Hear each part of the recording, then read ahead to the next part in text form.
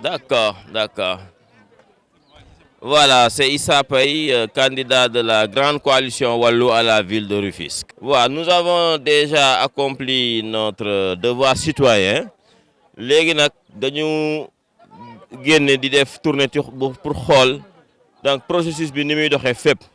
li ñu fi jot a gis dal na suñu xel parce que ñu ngi gis ne électeurs yi ñu ngi voté normalement bien que xaw na yéex tuuti mais ñu ngi voté normalement.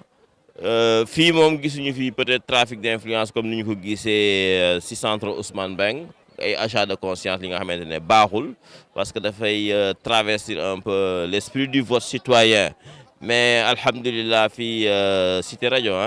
Bassirou Fall donc Bassirou Fall ça se passe vraiment normalement donc sunu mandataires yi seen liggéey ñu ngi ci taxaw bu baax góor gi Wade Ondi ak ñi mu àndal ñëpp ñoom Lamine Mbaye ñoom Binta Mbengue ñoom ñëpp donc suba teel ñëw nañu fii donc xool dispositif bi donc sur le plan administratif lépp donc macha allah et je crois que dans tous les centres de Rufisque Nord et de la ville noonu la demee bu ñu jógee fii dinañu dem Chérif bu ñu paree Nord dinañ dem Est dinañ dem Ouest incha allah. waaw yëgaguñu kaaw violence yëgaguñu ko fenn moo tax fu ñu dugg rek dañuy wax yàlla nañu yàlla musal ci seytaane donc la violence donc ça ne paye absolument rien du tout baaxul te ngay ca violence soxlawuñu ko Sénégal sax ci bopp la ñuy wax violence soxlawuñu ko bu amee donc ñu ngi koy condamné déggaguñu ko à Rufisque bu amee dañ koy condamné bu amul yàlla na continuer nii merci. mu ngoog mu nekkoon Issa Paye di candidat bu grande coalition Wallu Sénégal nekk candidat bu ville jamono ji nag il est presque 14 heures. il est 14 heures bientôt 15 heures ñu daal def pause mais ba léegi centre de vote yi nga xam ne jaaraguñ fi ne yëpp ci commune bi nga xam ne nekk nañ fi jamono ji gisaguñu benn yoon li nga xam ne ñu amagum pause rawatina li ñuy gën a gis mooy nit ñaa ngi gën a fees centre yi nit ñaa ngi gën a jukk peut-être fii ci ngoon fii ak jàppa ci ngoon tamit dañu gis mu gën a feesata parce que am na ñu ci bëri ñoo xam ni xam nga rek sénégalais à la dernière minute wala sax ñu dañuy xaar kër gi sedd ñu daal di ñëw waaye lu ci mënti am rek ñu sàkku ci askan wi ñu daal di génn ñëw matal seen devoir citoyen seen devoir civique nga xam ne yoon moo leen ko may ngir bu ëllëgee ñu daal di tànn ki leen ñi jiite bu ëllëgee jafe-jafe mënti am ku ci nekk di nga ci mën a gis sa bopp mu ngoog wéy leen di taaxiru ni ma koy waxee saa su ne ak Rufisque Sénégal Télévision lépp fi lay leeree. Merci beaucoup, je suis El Hadji Amadou Samba, candidat à la mairie de la ville de Rufisque, de l'Union citoyenne Buntu bi Rufisque. Alors je faisais le tour de certains centres à Rufisque pour vérifier de visu la situation et le bon déroulement des élections. Alors parce que ce matin nous avons reçu des retours d'informations comme quoi certains de nos représentants ne pouvaient pas accéder à certains bureaux. Nous en avons saisi les autorités.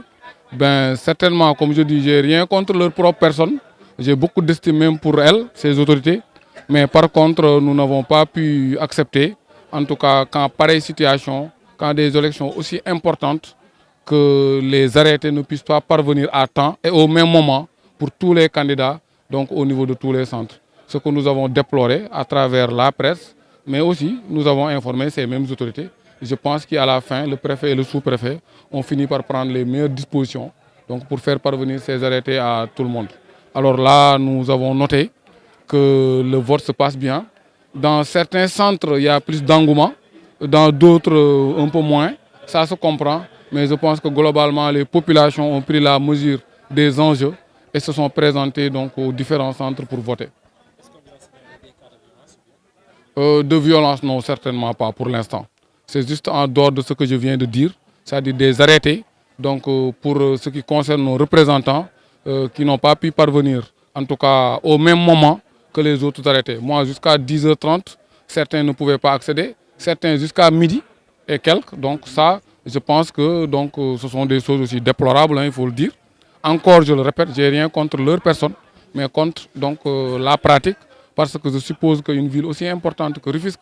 mérite qu'on prenne toutes les mesures pour avoir des checklists pour ne rien oublier.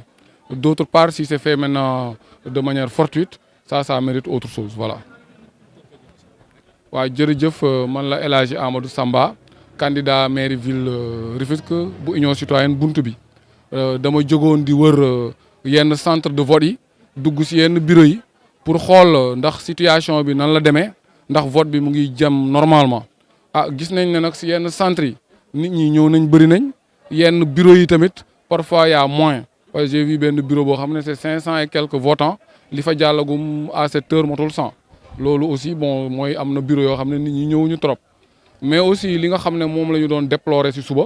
wax naa ko préfet wax ko sous-préfet parce que nag dañoo préparer ay at ay nit jiital ñu kon ñun dañu am responsabilité ñoom itam ñu am responsabilité ndax réew mi leen fi teg pour lan pour que élection yi nga xam ne bu ma ne presque mën naa ne guléet la si Sénégal alors warul am benn erreur ndax loolu li mu mën a jur kenn xamu ko moo tax biñ leen saisiré ne leen yenn si suñuy représentant duggaguñ si seen i bureau ba 10h30 ñenn ñi sax ba midi ah pour inciter ne leen nag seen travail la seen liggéey la ñoom ñoo war a veiller à ce que les arrêtés parviennent aux différents centres à temps bon am na sax ay ñu ko confirmer ne jot nañ arrêté mais jotuñ ko comme yeneen yi au même moment bon comme je dis nag bu dee tayeef la nag moom lu garaaw la bu dee nag njuumte la damay ne dëkk yu doy nii itam ku koy gérer am na ñoom ne kenn waru si juum parce que Sénégal yàgg na organiser élection foog ñuy def ay checklist jël toutes les mesures pour que yu mel nii du am ndax mun na jur fitna ndax bu dajeeg leader bu xaw a doy waar mun na wax luy pousse askan bi ñu def loo xam ne njombe lay doon te loolu ñun bugguñu ko ah dinañ def nag lu ñu mun dinañ vigilant pour que élection yi ah yaakaar nañ mu ngi déroulé wu si jàmm yàlla na yegg si jàmm et ki gën si Tëngéej yàlla na ko yàlla dénk te su liggéey ñun ñëpp ñu jàppale ko yàlla taxawuñu ba suñ dëkk bi soppeeku jëm kanam. Merci.